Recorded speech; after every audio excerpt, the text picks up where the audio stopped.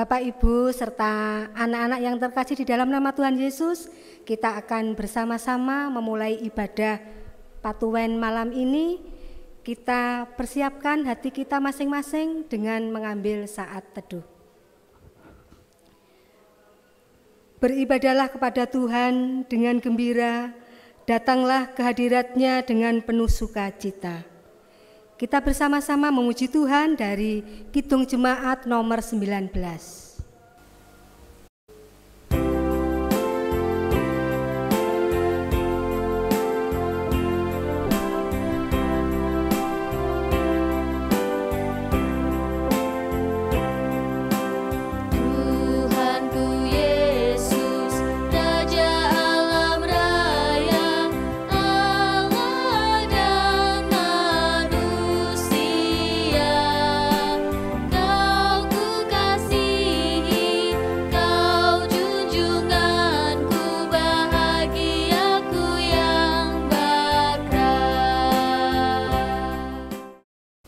Mari kita bersama-sama menyambut pembacaan firman dengan kita memuji Tuhan dari Kidung Jemaat nomor 73. Kita pujikan ayat yang pertama.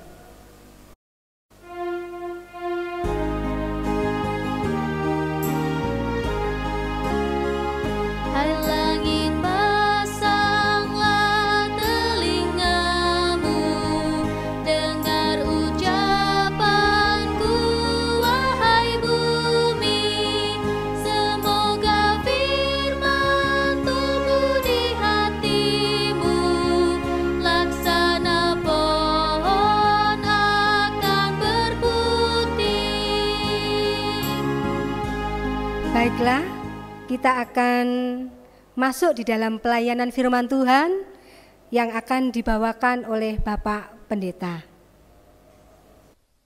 Shalom Alehem, puji Tuhan. Kita bersyukur kepada Tuhan, Tuhan yang bangkit dan memberikan kemenangan yang abadi bagi kehidupan kita, para milik kepunyaannya. Puji Tuhan, di kesempatan ini kita berjumpa lagi di dalam pelayanan, khususnya ibadah di keluarga-keluarga, di mana pada saat ini kita bersama-sama akan menyediakan hati kita untuk merenungkan sabda Tuhan yang disiapkan dari Injil Matius pasal 28 ayat yang pertama sampai dengan ayat yang ke-10. Namun sebelumnya kita bersama-sama berdoa. Tuhan Yesus Kristus yang telah mati dan bangkit, kebangkitan yang memberikan kemenangan bagi kami. Kami sungguh bersyukur. Biarlah kemenangan itu menjadi bahagian dan menjadi modal bagi kehidupan kami dalam menjalani hari-hari pergumulan kami. Terima kasih Tuhan, di kesempatan ini dalam ibadah di keluarga-keluarga, kami akan merenungkan sedikit dari sabda kebenaran-Mu. Biarlah pikiran dan hati kami dituntun oleh hikmat dan pengertian oleh Sang Roh Kudus, sehingga kami layak ketika membaca dan merenungkan sabda Tuhan ini, baik kami yang menyampaikan dan kami yang mendengarkan, diberikan kekuatan untuk mengerti dan melakukan. Demi Kristus Yesus, Sang Firman hidup. Amin. Mari saudara-saudaraku, kita bersama-sama mempersiapkan bagian firman Tuhan sebagaimana yang dikatakan tadi, Matius pasal 28 ayat yang pertama sampai dengan ayat yang ke-10, yang demikian sabda Tuhan. Setelah hari Sabat lewat, menjelang menyingsingnya fajar pada hari pertama minggu itu, pergilah Maria Magdalena dan Maria yang lain menengok kubur itu. Maka terjadilah gempa bumi yang hebat, sebab seorang malaikat Tuhan turun dari langit dan datang ke batu itu dan menggulingkannya, duduk di atasnya. Wajahnya bagaikan kilat dan pakaiannya putih bagaikan salju. Dan penjaga-penjaga itu gentar ketakutan dan menjadi seperti orang mati. Akan tetapi malaikat itu berkata kepada perempuan-perempuan itu, Janganlah kamu takut, sebab aku tahu kamu mencari Yesus yang disalibkan itu. Ia tidak ada di sini, sebab ia telah bangkit, sama seperti yang telah dikatakannya. Mari, lihatlah tempat ia berbaring. Dan segeralah pergi dan katakanlah kepada murid-muridnya bahwa ia telah bangkit dari antara orang mati. Ia mendahului kamu ke Galilea. Di sana kamu akan melihat dia.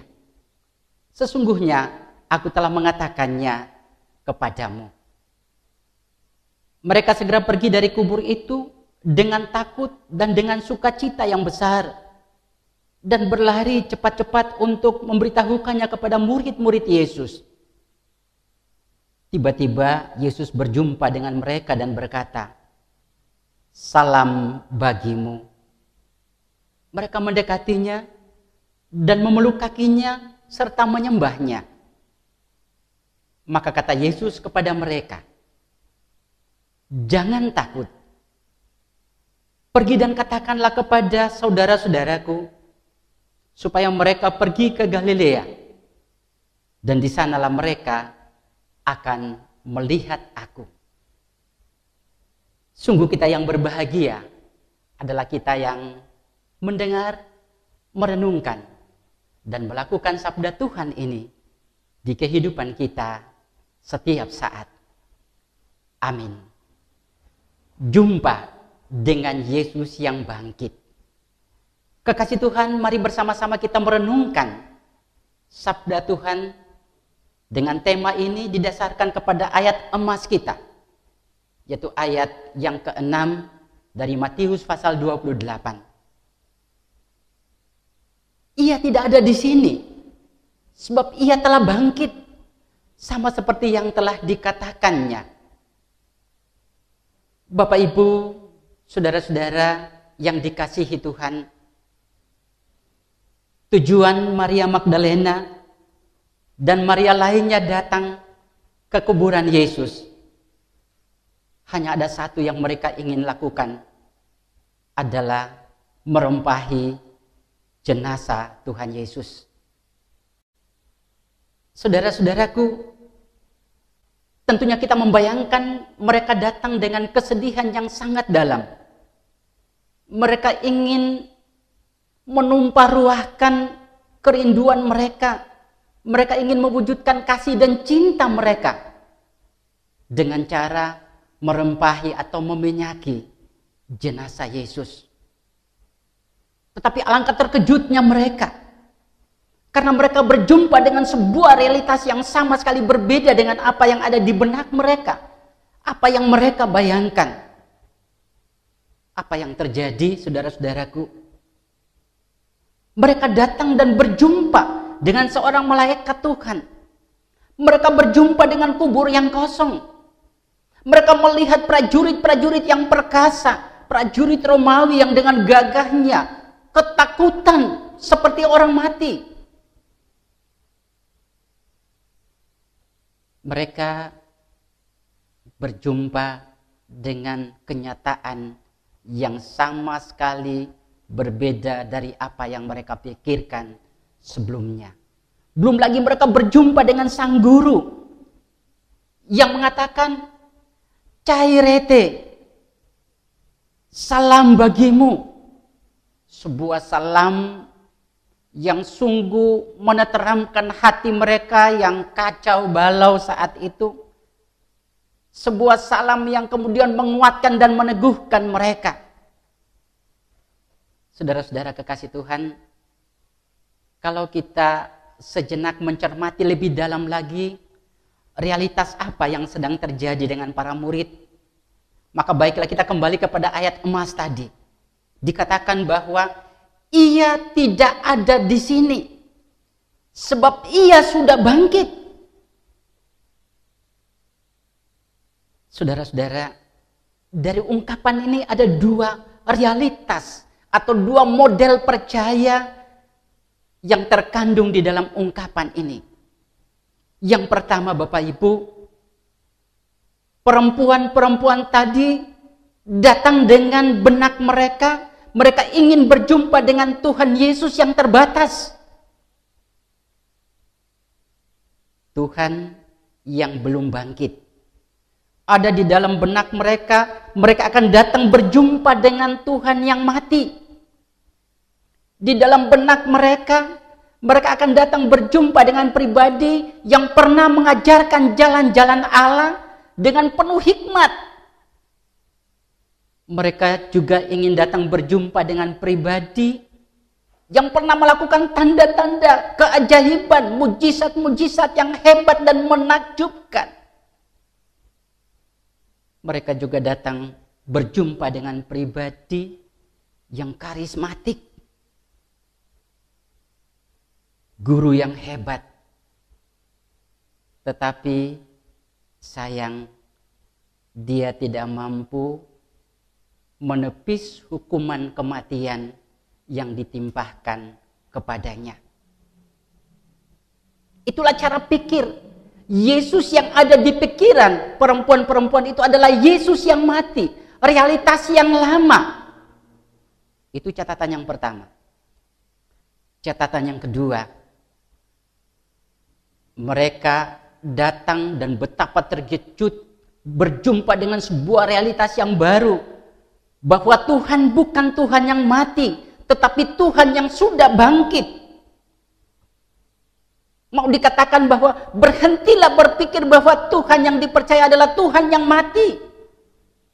Tetapi Tuhan yang sudah bangkit dengan kuasa yang mutlak, Tuhan yang tak terbatas oleh ruang dan waktu.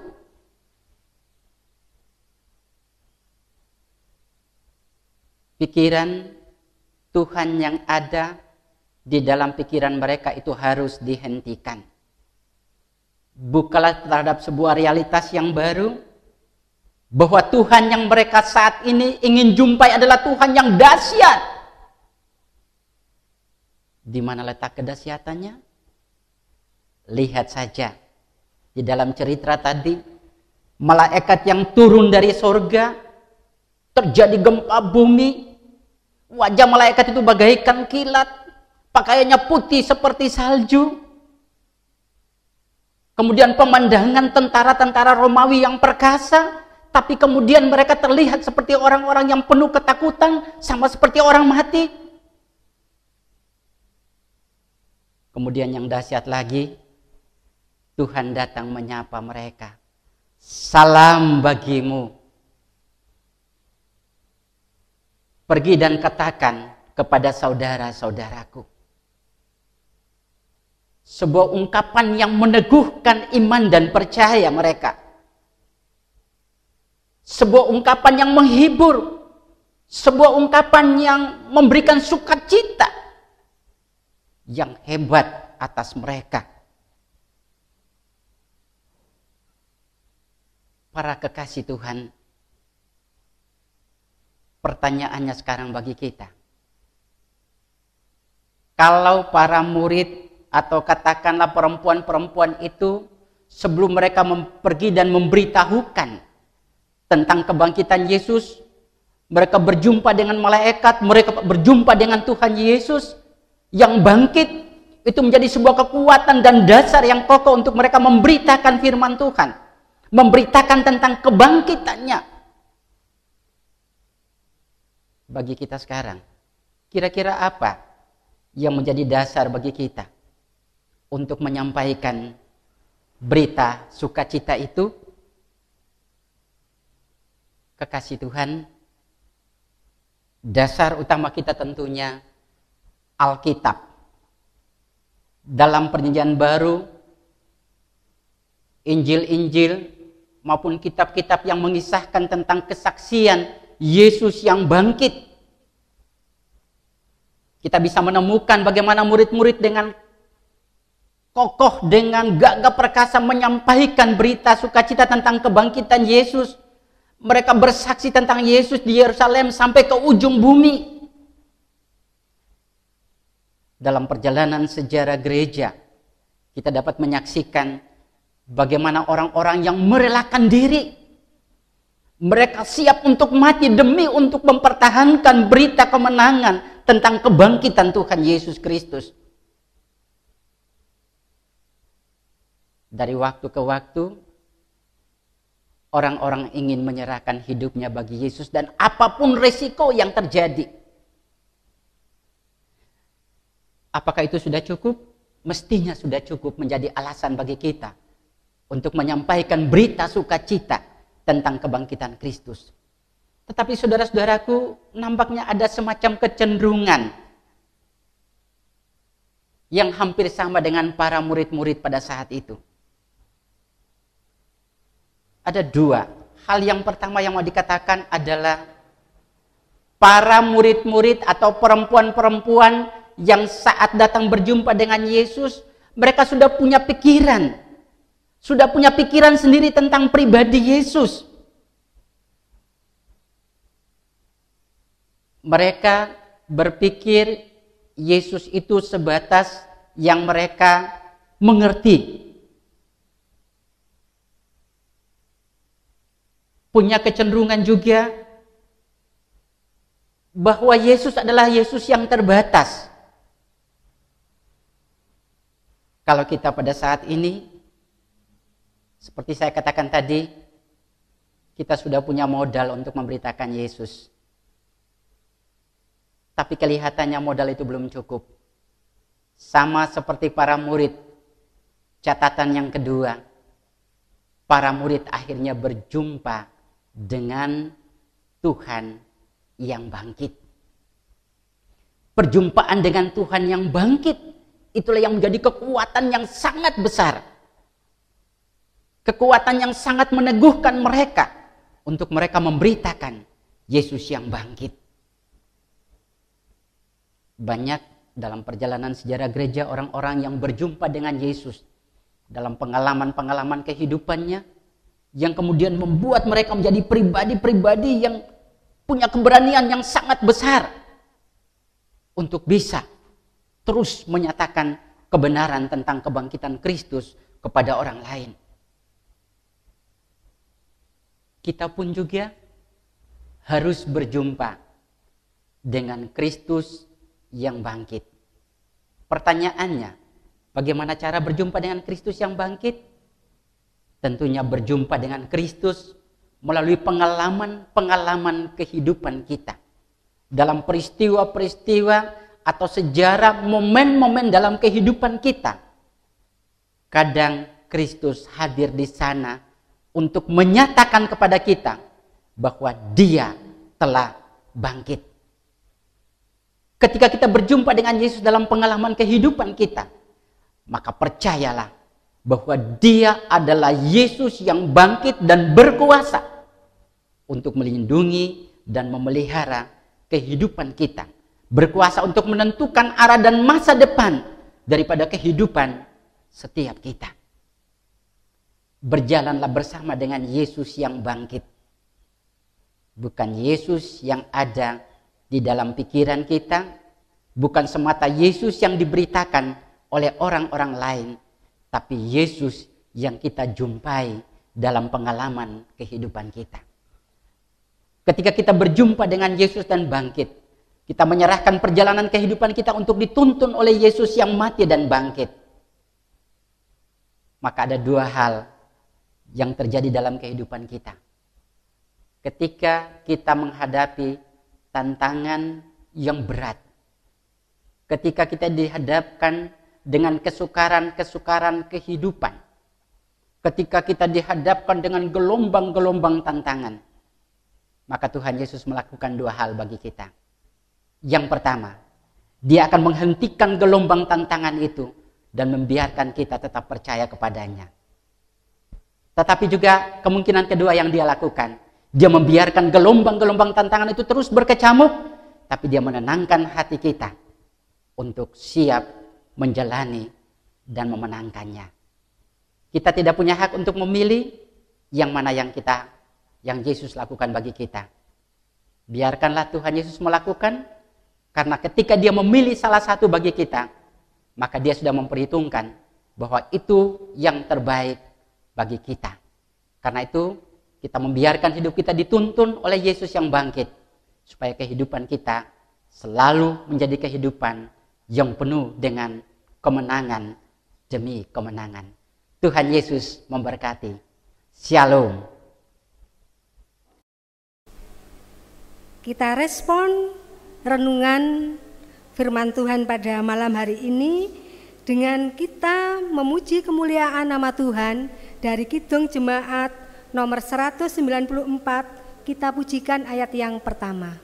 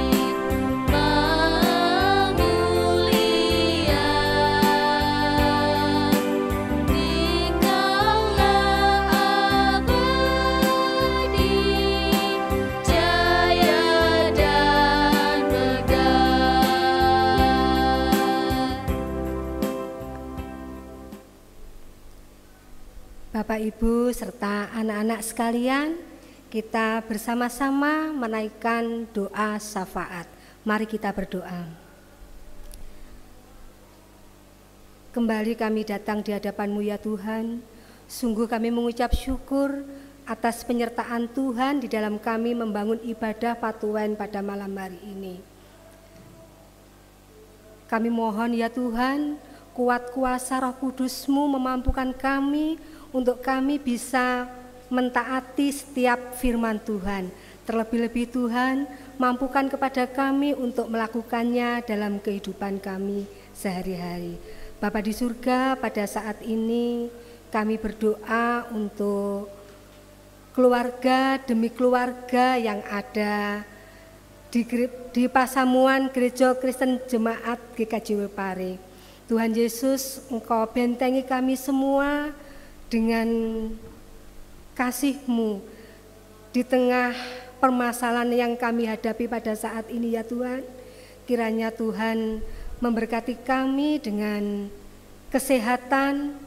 Tuhan lindungi kami semua sehingga Tuhan kami boleh terlepas dari sakit penyakit yang menjadi wabah di negara kami pada saat ini. Kami juga serahkan setiap usaha pekerjaan yang dilakukan oleh keluarga demi keluarga. Biarlah Tuhan Yesus sendiri yang berkarya atas kami, sehingga Tuhan dengan berkat-Mu ini kami senantiasa merasakan berkecukupan.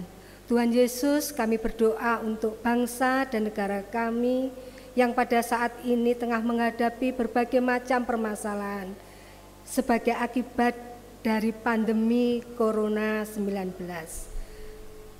Tuhan Yesus memberikan hikmat, marifat kepada pemerintah bangsa kami di dalam menanggulangi segala macam permasalahan ini. Dan biarlah Tuhan, hanya karena pertolongan Tuhan saja, pemerintah bangsa kami boleh mengeluarkan setiap kebijakan-kebijakan yang nantinya ini hanya semata-mata untuk kebaikan rakyat. Kami juga berdoa Tuhan untuk setiap program dan rencana kegiatan yang ada di gereja kami, yang untuk sementara waktu Tuhan untuk sementara waktu ini terhambat karena berbagai macam persoalan yang ada di negara kami. Tuhan Yesus, Kiranya Engkau sendiri yang menolong, Engkau sendiri Tuhan yang mengeluarkan kami dari segala macam permasalahan, sehingga nantinya setiap program kegiatan yang ada di gereja kami boleh kami laksanakan kembali, dan biarlah itu semua untuk kemuliaan nama Tuhan. Bapa di surga, demikian doa dan permohonan hanya kami naikkan di dalam kuasa nama Tuhan kami, Yesus Kristus. Haleluya, amin. Sebelum kita memohon berkat Tuhan, kita bersama-sama memuji kemuliaan nama Tuhan dari Kidung Jemaat nomor 202, kita pujikan ayat yang ketiga.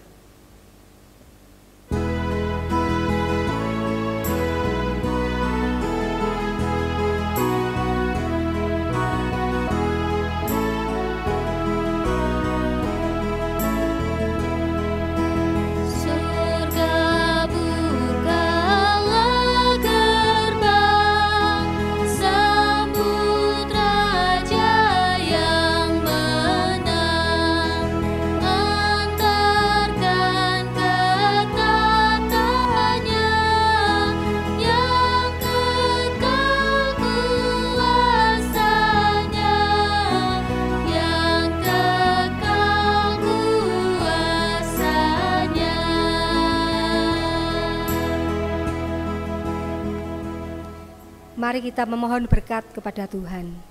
Anugerah dan damai sejahtera dari Allah Bapa, Putra dan Roh Kudus, kiranya turun atas kita sekalian mulai saat ini sampai selama-lamanya. Amin.